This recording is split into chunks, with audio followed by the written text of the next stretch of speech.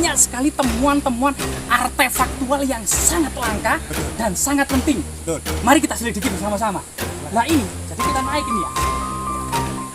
Nah ini, di lokasi ini ternyata ada beberapa artefak-artefak, baik itu profan keseharian ya, memiliki makna profan maupun memiliki makna magis dan sakral.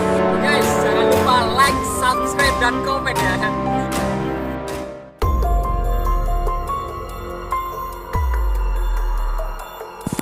Ya, di lokasi ini yang ternyata selain sangat indah, Ya betul. oksigen murninya sangat tebal. Oh iya kan. Iya, Ya kita tadi menemukan sesuatu ya, sebuah peninggalan peradaban leluhur kita. oh dari informasi dari Bapak Kepala Dusun Belor. Betul. Nah ini ya, dari Bapak Kepala Dusun Belor selaku penanggung jawab lokasi ini, Ekopark Kedung Kelurak ya. Betul. Dalam proses pembuatan wisata ini banyak sekali temuan-temuan artefaktual yang sangat langka Betul. dan sangat penting. Betul. Mari kita selidiki bersama-sama. Nah ini, jadi kita naik ini ya. Nah ini.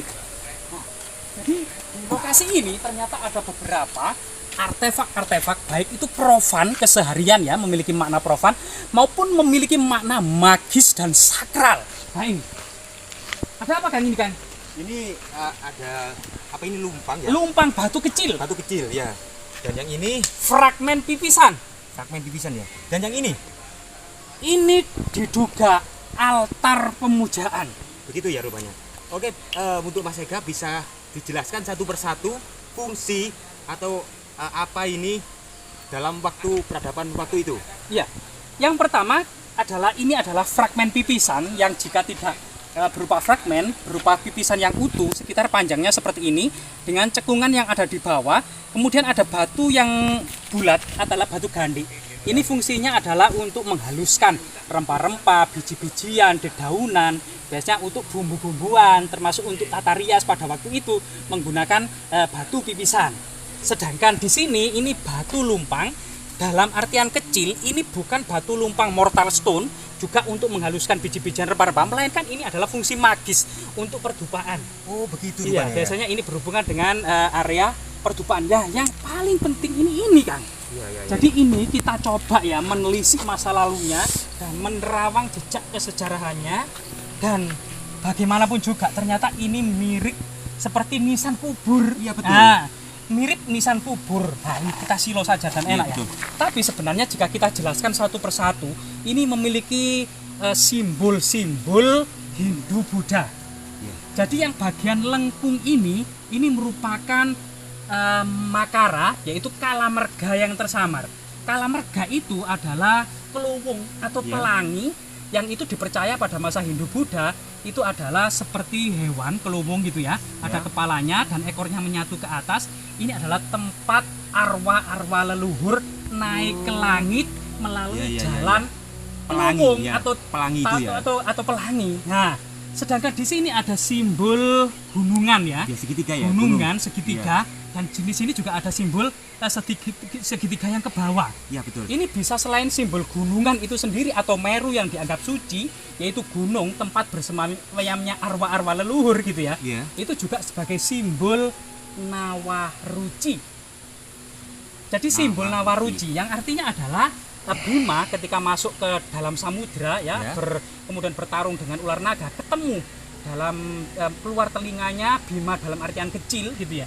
Jadi ini simbol Bima satu, Bima yang kecil gitu ya. Dan itu berdialog tentang kebenaran sejati.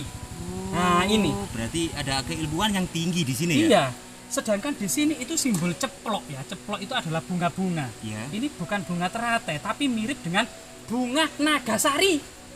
Lah, ini begitu ya. bunga nagasari yang berwarna putih itu ya. Ya, ya, ya. Bunga nagasari sendiri itu dikenal juga Nagasari dalam kitab Negara Kartagama itu juga dikenal dengan naga kusuma atau naga puspa. Nah, jadi kita sudah menemukan Ya. pusaka naga puspa milik Arya Begitu ya. Kamandanu. Berarti di sekitar sini bisa jadi ada pusaka tersebut ya. Nah, dari simbol-simbol yang ada di sini, baik itu kemudian jejak, kemudian Meru, kalah merga yang tersamal, bentuk makara, gini ya, Ya. dan bagian dasar serta ceplok ya bunga-bungaan. bagian dasar ini rata gitu ya. Ini ada dua persepsi atau interpretasi. Oh, gitu. Yang pertama adalah memang sebuah altar pemujaan, simbol dari Prawata Girinata, yaitu dewa gunung yang berkembang pada masa-masa akhir Majapahit, sebagaimana yang ditemukan di lereng-lereng Gunung Penanggungan. Ini banyak di atas punden berundak-undak atau struktur di paling ujung atas itu pasti ada seperti ini. Begitu, Iya, Mas, seperti nisan, namanya Prawata Girinata, simbol dewa gunung. Nah ini atau juga persepsi yang kedua, ini adalah nisan kubur. Ya, bisa jadi. Nisan kubur pada masa kerajaan Majapahit yang masih menggunakan simbol-simbol Hindu-Buddha sebagaimana yang ada di Troloyo. Artinya ada semacam akulturasi budaya. Apa mungkin nisan itu sebuah kuburan dari leluhur kita yang waktu itu mempunyai derajat yang tinggi sehingga dibuatkan nisan seperti ini? Iya, simbol-simbol Hindu-Buddha, Kalamerga, dan gunungan ini sebenarnya hak prerogatif para kesatria dan para brahmana. Karena pada waktu itu Majapahit masih mengenal catur warna atau kasta. Ya. Dan simbol-simbol ini merupakan hak prerogatif para bangsawan Majapahit atau golongan kesatria maupun para pendeta utama ya, golongan brahmana saja. Tapi memang untuk menyimpulkan ini sebagai nisan kubur yang memiliki akulturasi budaya era kerajaan Majapahit, ini juga terlalu gegabah karena memang tidak ada simbol-simbol yang mencirikan agama Islam, misalnya inskripsi Arab sebagaimana yang ada di Troyo. Namun dan bagian yang dipendam dalam tanah itu biasanya panjang, ada bagian yang memang sengaja dipendam dalam tanah sebagai nisan, tapi ini pendek. Untuk sementara yang lebih kuat adalah 90%, kita menyimpulkan ini adalah altar pemujaan sebagai simbol Prawata Girinata atau dewa gunung. Kalau memang ini adalah nisan kan ya. Zaman prasejarah dulu itu kan Hindu biasanya akan dibakar. Oh iya kan, bukan dikubur kan ya. Saya tadi tapi ada juga memang sebenarnya memang ini salah kurang kurang publikasi atau kurang memberikan edukasi ke tengah-tengah masyarakat sebagaimana berita Yin Ye Sen Lang, yaitu rombongan Cheng Hu dan bangsawan waktu itu Cina Tiongkok dinasti Ming itu datang ke Majapahit. Misalnya Mahuan menulis secara detail bagaimana proses memperlakukan orang yang sudah meninggal. Ternyata ada 4. Tidak hanya ngaben. Oh, ada 4 ya? Iya. Yang pertama memang ngaben, gitu ya. Jadi ahli waris itu menanyakan kepada orang tuanya yang hendak mau meninggal. Nanti diapakan setelah meninggal pinginnya, gitu. Di ngaben kah? Nah itu atau dibakar dalam upacara ngaben, dikremasi ya. Yang kedua itu dilarung. Dihanyutkan ke Sungai Berantas. Karena Majapahit itu dekat dengan Sungai Berantas, ada larung larung. Dan yang ketiga adalah memang dimakamkan. Dimakamkan biasanya orientasinya itu bukan selatan utara, melainkan timur barat. Jadi kita akan mendapati kita akan mendapati jejak-jejak makam kuno sebelum masuknya agama Islam dengan orientasi timur barat. Timur sebagai simbol munculnya kehidupan dan barat sebagai berakhirnya kehidupan. Dan yang ketiga adalah diletakkan di atas gunung. Seperti di Toraja, di celowokan tebing, seperti di Bali itu di mana ya, lupa ada. Itu kan banyak tengkorak-tengkorak itu ya. Seperti di Mesir ditaruh di atas gunung. Ini jadi 4 hal pada masa kerajaan Majapahit tentang memperlakukan seseorang yang meninggal itu ternyata ada 4. Tidak hanya kemudian dikremasi atau dibakar, melainkan ada dilarung, ada dikubur, ada juga diletakkan di atas gunung. Keindahan desa-desa yang ada di Jawa sangat luar biasa, terutama pada masa prasejarah. Nama desa ternyata memiliki akar kata yang sangat kuno. Misalnya dalam bahasa Sangsekerta, para desa atau para deca ya, sedangkan bahasa Latin paradise dan bahasa Arab firdaus yang artinya taman kesenangan. Dan pada masa itu leluhur telah meninggalkan sebuah jejak di atas batu, sebuah simbol-simbol magis dan sakral. Coba ya di sini ya, kita akan mengetahui bahwasanya di sini ada semacam jejak peradaban leluhur kita. Nah, di bawahnya sebenarnya ini adalah batuan-batuan kecil yang ditumpuk. Kemungkinan ada sesuatu yang disembunyikan di bawah batu raksasa ini. Jika kita lihat permukaan batu raksasa ini ya, kita akan menemukan, jika kita membersihkan, maka kita akan mendapati sebuah simbol-simbol yang ditinggalkan oleh leluhur kita. Wah, di sini. Nah, di sini. Nah, di sinilah simbol magis tersebut seperti cakaran macan ya. Nah, ini ada namanya dalam bidang arkeologi disebut juga dengan batu goret. Nah, ini ada beberapa batu goret. Nah, cuma dalam memaknai batu goret memang ada beberapa versi dalam sejarawan. Yang pertama untuk mengasah senjata, sedangkan yang kedua adalah jejak-jejak neolitik megalitik ya, tinggalan masyarakat prasejarah semacam menhir atau tugu batu yang besar. Selain kemudian batu goret, di sini ada beberapa jejak batu dakon. Nah, ini ada beberapa lubang misterius ya, yang memang ini bukan alami, melainkan ini satu kesatuan dengan batu goret yang ada di sini, yaitu batu dakon. Nah, ini jadi kita bersihkan ya. Lah, ada beberapa lubang yang cukup besar. Ada kolaborasi antara batu goret dan batu dakon yang dibuat berjajar. Nah, batu dakon ini dalam bidang arkeologi merupakan titi mongso. Artinya, kalau kemudian tetesan-tetesan air hujan untuk pertama kalinya gitu ya, memasuki dan memenuhi batu dakon ini dianggap magis. Pada hari-hari tertentu ketika air itu tidak habis-habis di dalam cekungan-cekungan batu dakon, maka para petani ini sudah waktunya berani menanam padi. Karena pada waktu itu di sekitar bukit ada namanya padi gogo yang ditanam tanpa saluran irigasi atau tanpa teras hering ya. Ini namakan padi gogo. Sekitar umurnya 8 bulan karena padi-padi pada masa lalu itu memang umurnya panjang ya. Nah, ini artinya memang di sekitar situs Watu Kodok, air terjun Watu Kodok, Kedung Klurak, Ekopark dan Sumber Ngasat ini ternyata jejak hunian masyarakat prasejarah. Awal mula terbentuknya desa dari bahasa Sanskerta, para desa, Firdaus, Paradise, Jasmira. Jangan sekali-kali melupakan sejarah. Kita telusuri jejak-jejak peradaban leluhur kita, baik itu masa prasejarah, era Hindu-Buddha, atau era setelahnya. Dan ini, coba kita temukan ya.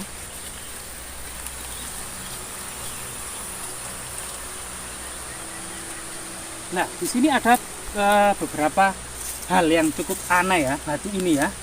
Nah, ini kemungkinan jejak fragmen Makara unfinished ya. Nah, ini kemungkinan batu dengan tekstur yang tidak terlalu keras. Ini merupakan bahan baku untuk pembuatan candi arca.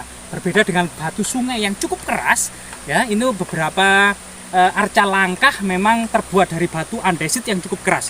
Namun sebagian besar batu-batu candi terbuat dari batu-batu yang lebih lunak. Nah, ini di lokasi ini ya, ada beberapa jejak yang ke sana. Nah, memang seakan-akan di sini ada semacam punden berundak-undak ya. Namun nanti kita akan dukung dengan bukti-bukti autentik yang lainnya. Menurut cerita tutur warga masyarakat, ada semacam batu dakon, batu goret di sini ya, di area ini. Nanti kita telusuri bersama-sama.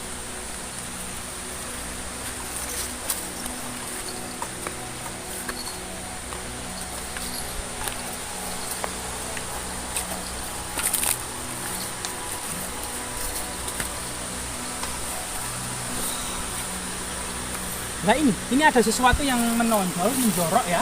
Batuan-batuan ini yang sehabis dibersihkan oleh warga.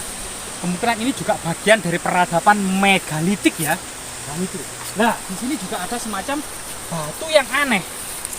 Nah, ini ya, semacam juga Makara unfinished ya. Dan ini menyerupai belalai gajah karena di sampingnya ini ada semacam kuping, seperti kuping gajah. Nah, ini batunya cukup tinggi seperti menhir ya. Nah, menhir pada masa lalu era prasejarah ini dianggap sebagai lambang kesuburan atau palus itu sendiri, serta kemudian tempat bersemayamnya arwah-arwah leluhur, termasuk kemudian mengikat binatang kurban sebelum disembelih. Dan area ini diduga juga tempat bermusyawarah para tetua desa ya. Nah, ini luar biasa sekali.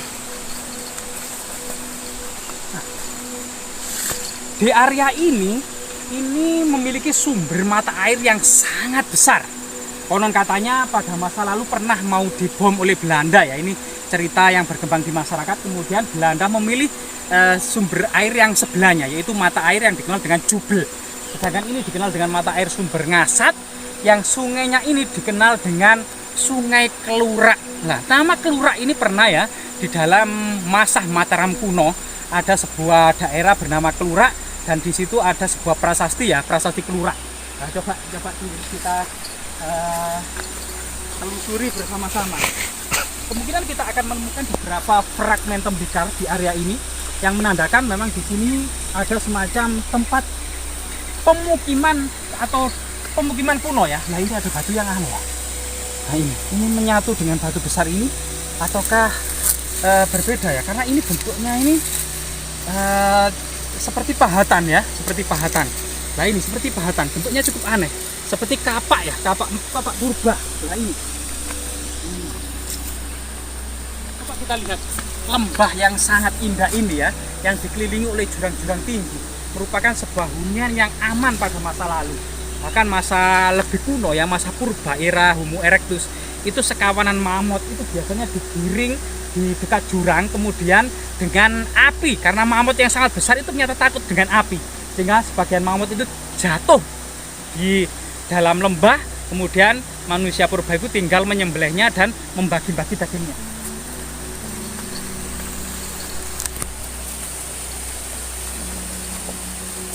Nah, di situ juga ada batu bertumpuk yang sangat misterius, ada semacam lubang yang ada di bawahnya yang mengingatkan kita pada semacam tempat leluhur kita menyembunyikan sesuatu. Misalnya dalam prasasti Kudadu yang tidak jauh dari sini ya, di Bukit Butak itu ditemukan 13 lempengan prasasti Kudadu juga di celowokan atau di celah sempit, di celah-celah batu ya. Nah, ini.